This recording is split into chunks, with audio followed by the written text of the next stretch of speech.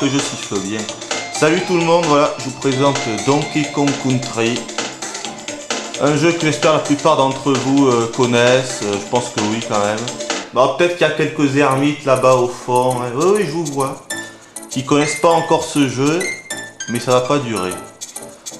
Donc Donkey Kong Country, un jeu qui date, un jeu de 1994 développé par, roulement de tambour, Rareware, un des meilleurs développeurs de jeux de 94 à 2000, qui continue aujourd'hui avec leur dernier jeu Viva Pinata, mais bon, ils ont perdu un peu de leur superbe je trouve, même si ça reste une très très bonne société. Donc alors Donkey Kong Country, hop, toi prends ça. Donc on dirige ces deux gorilles, enfin un gorille et un chimpanzé, voilà, Donkey et Didi, que je peux diriger également, en appuyant sur un bouton, voilà. Donc c'est un jeu de plateforme 2D plus que classique, hein, voilà, on commence à gauche du niveau, on le finit à droite, il faut juste faire tous les niveaux un par un. Il y a une trentaine de niveaux, le jeu est pas très long, il peut se finir en... La première fois qu'on y joue, disons qu'on va mettre 3 heures pour le finir, ce qui est peu. Mais à l'époque, quand on y jouait, on se disait pas une fois qu'on l'avait fini, ah il est quand même court ce jeu, non, on se disait, j'ai passé un excellent moment et c'était magnifique. Voilà ce qu'on se disait. L'histoire, je vais pas trop vous en parler parce que c'est pas vraiment intéressant. En fait, ça se résume à une pièce, c'est là-dedans. Ah, oui, mais alors vu que là, j'ai pris une sauvegarde où j'ai terminé le jeu, il y a toutes les bananes. Sinon, normalement, il n'y avait pas de bananes. L'histoire, c'était tout simplement de récupérer les bananes que les reptiles, c'est-à-dire tous les méchants qu'on voit un peu partout. Ça, c'est un raton laveur, mais surtout, voilà, ceux-là, les Kremlins, ça s'appelle, qui nous ont piqué nos bananes. Donc, ce sont des méchants vilains pas beaux, et on va leur faire leur fête. Et voilà, je crois que j'ai tout dit. Alors, ce qui saute aux yeux, bien sûr, dès le début, c'est... Qu'est-ce que c'est? Les graphismes, évidemment.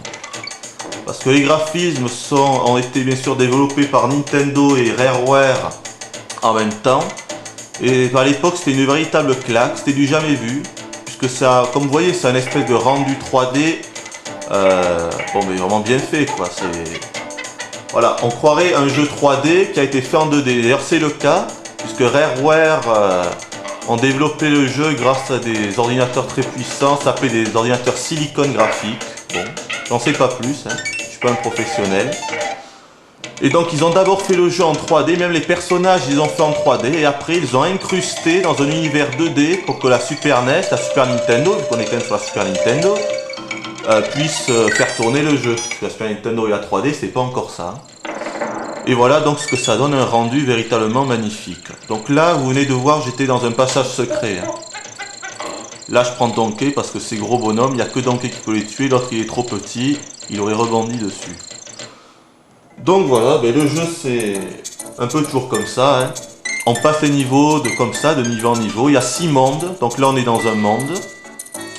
Je vais vous faire voir le niveau aquatique parce que les musiques aussi ont fait l'objet quand même d'une faveur particulière de la part des développeurs. C'était également du jamais vu, que ce soit au niveau des graphismes ou des musiques, c'était jamais vu. Donc là je vais me taire 30 secondes et vous laisser apprécier.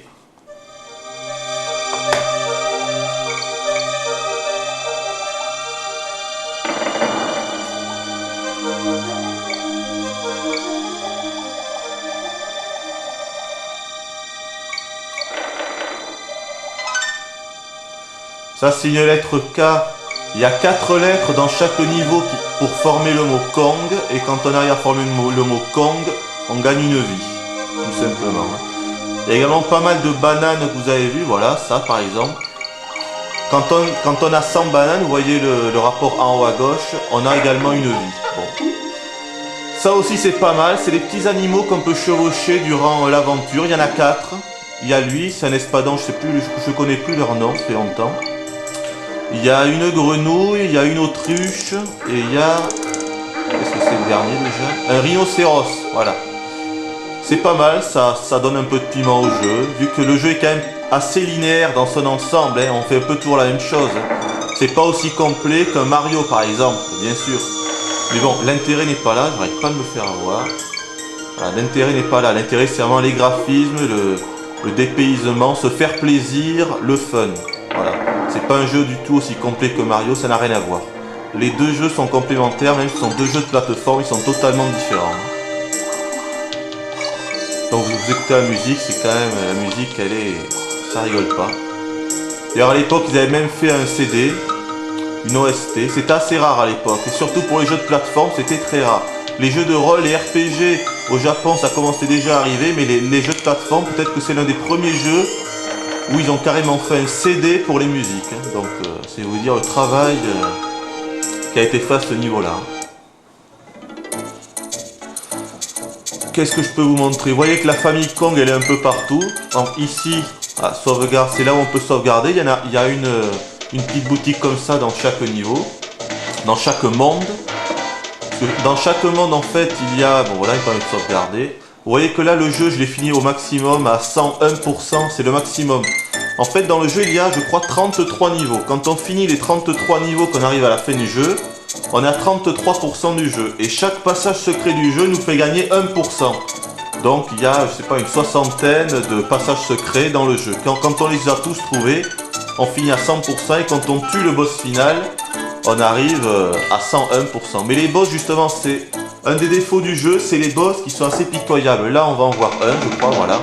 Donc là ça c'est un boss, il est pas mal fait, mais voilà, il est pitoyable. Il est très facile, sauf qu'en plus on le revoit dans le jeu celui-là. Voilà, il n'y a qu'à sauter sur sa tête, vous allez voir, normalement je vais le tuer très vite, si je me fais pas avoir, je serais bien capable qu'il me tue, je fais un peu attention. Et voilà, vous voyez que c'est vraiment... voilà, ça y est, il est mort. Donc voilà, ça c'est un des gros défauts du jeu, les boss sont pitoyables. Voilà, les boss sont nazes, ça vaut 0. Tous les boss sont comme ça, et aussi simples à tuer. Donc voilà.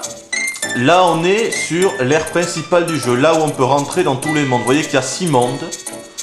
Et en haut à gauche c'est le dernier boss, là où il y a le bateau.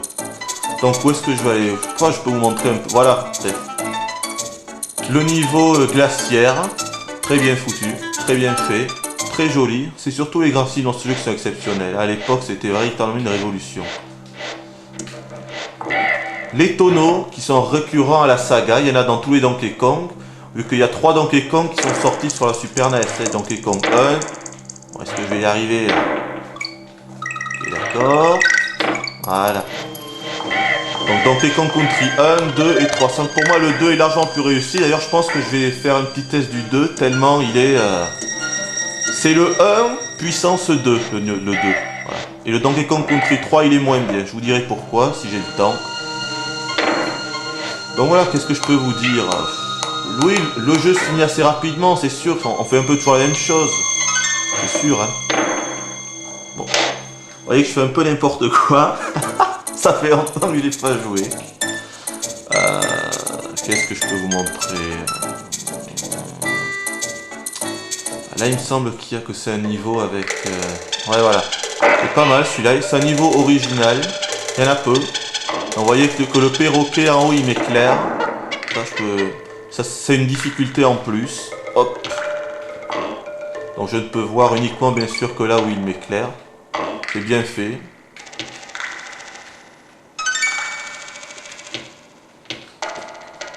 J'essaie de pas trop parler, sinon je vais encore perdre dès le début. Et bon, ça commence à m'énerver. Voilà, bon. Ça, c'est un tonneau de sauvegarde. Il y a énormément de tonneaux, vous voyez. Donc ça, c'est un tonneau de sauvegarde. C'est-à-dire que je recommencerai à cette partie du niveau. Je dois donc être à la moitié du niveau.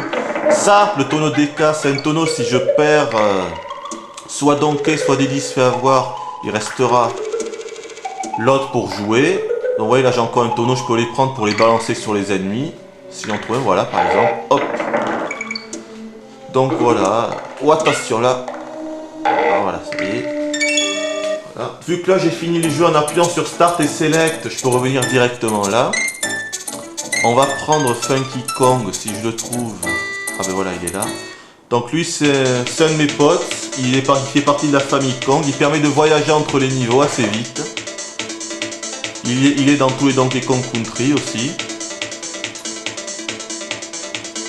Donc voilà, je crois que j'ai tout dit. Encore une fois, c'est vraiment les graphismes et Rareware qui ont tapé un grand coup à l'époque. En 94, c'était limite une révolution. Hein. Donc en 94-95, c'est là où les 32 bits, la PlayStation 1 et la Saturn sont arrivés. Il n'y avait aucun jeu de cette qualité au début du lancement de la Saturn et de la PlayStation. Donc bon, c'était un peu une honte pour les consoles 32 bits. Voilà. Et pour finir, je vais essayer de battre celui-là. Alors honnêtement, ça fait très longtemps que j'ai pas essayé. Ça fait des années. Je me souviens quand même un peu de ses attaques. C'est le boss final, King K. Rool, qui est là à tous les... D'accord, on a vu, je peux y arriver. Voilà. Qui est là dans tous les Donkey Kong, même dans le Donkey Kong sur la Nintendo 64. Donkey Kong 64, il est là, c'est lui, toujours le méchant. Il me fait un peu penser à Robotnik dans les Sonic, parce qu'il meurt jamais, mais il est toujours là. Ah oui, ça y est, ça me revient, ça me revient. C'est le seul boss honnête du jeu. Les autres boss ils valent rien. Celui-là, c'est le boss final, mais heureusement qu'il est là, sinon ça n'aurait pas grand chose.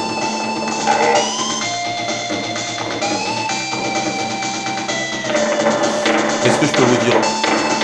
Allez.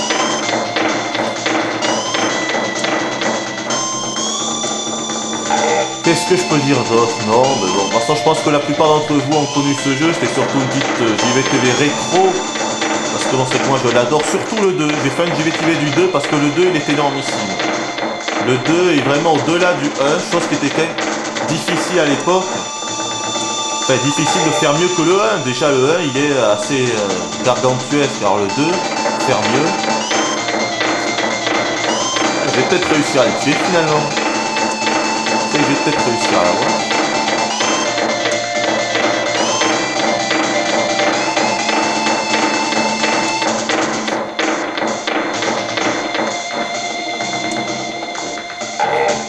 Et voilà.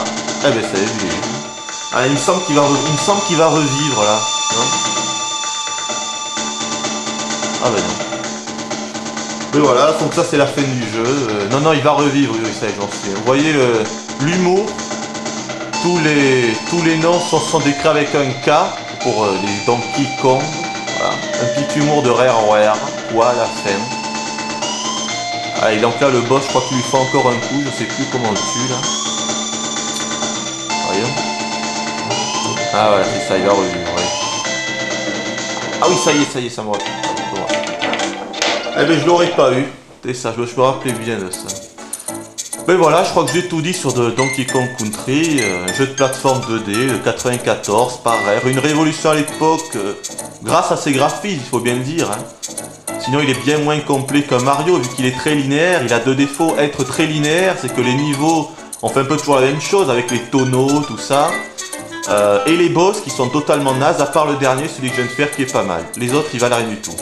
Voilà, je pense que je vais faire une JVTV du numéro 2 parce qu'il est vraiment énorme, il est énormissime. Le 3 est moins bien. Bon, bye bye.